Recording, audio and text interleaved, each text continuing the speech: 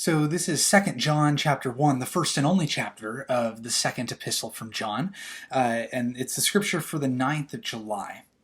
Now, 2 John has the distinction of being the shortest book in the New Testament, and despite its brevity, it packs a pretty hefty punch.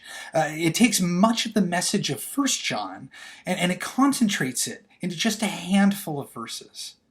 Unlike 1 John, this letter does have a greeting and identifies its recipient, which most New Testament letters do, but 1 John strangely does not. This might, however, not be so helpful for modern readers, as the recipient is identified as the elect lady. Now, this isn't thought to be one of the mothers or sisters in the church. It's actually thought to be the church itself, the local church who was chosen by God. And the children of the elect lady refers to the believers worshiping in the church, is what scholars believe. So much of the body of 2 John has similar directions as found in 1 John chapter 2. And you can consult the video on that chapter for some additional thoughts. I've linked it in the description below. Here, though, the author is eyeing specifically the new commandment of love. And the author notes that it's far from a new commandment, but instead a new framing of the command that has existed from the beginning of time, from the beginning of creation. And this author is insistent, much like the author of 1 John is, that Christian love generally cannot exist in the abstract. Love must show itself through how we act. And if we don't have actions to demonstrate the love we claim to have, it's appropriate to question whether we in fact have that love. Love must be concrete and must be shown by what we do. There's no such thing as a theoretical love independent of a person's actions. And in a similar way, there is no concept here of a theoretical Christian devoid of cultural context. These things just don't exist.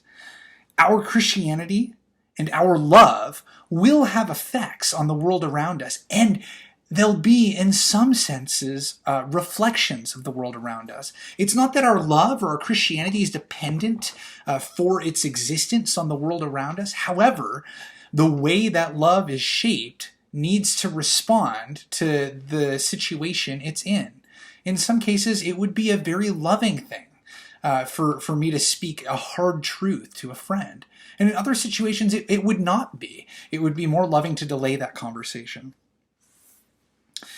Those who deny Jesus as Lord, I would suggest, are the same people who want an abstract idea of Christian love. It's way easier to try and grasp an abstract idea of Christian love over and against the concrete and the specific ideas of Christian love that are embodied in the incarnation of God as Jesus Christ. The incarnation of Jesus and naming Jesus as Lord, that's what keeps us from hiding behind the abstract and theoretical.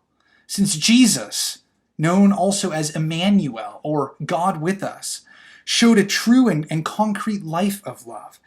Anyone who wants to be, in John's words here, welcomed into the house, that is, welcomed into the church, must acknowledge and confess the truth, the potentially offensive truth, that Jesus is God and therefore love is concrete. God was not satisfied with being just an abstract out there being. God wanted to be God with us. This gets at some of the same things that we read in the book of Exodus, that God is not just I am who I am, but God is the I am who is with you always. And this is key, that God takes this on. God is not just an abstract idea, but a concrete, specific application of love. There are, therefore, some actions which can rightly be called loving, and others that can be called rightly unloving. If love is specific and concrete instead of abstract, then there are certain actions that can be named as not effective and not loving, even in the midst of the many truths of people's stories. There exists optimal ways of practicing love in the world. And these optimal ways are modeled in context by Jesus Christ.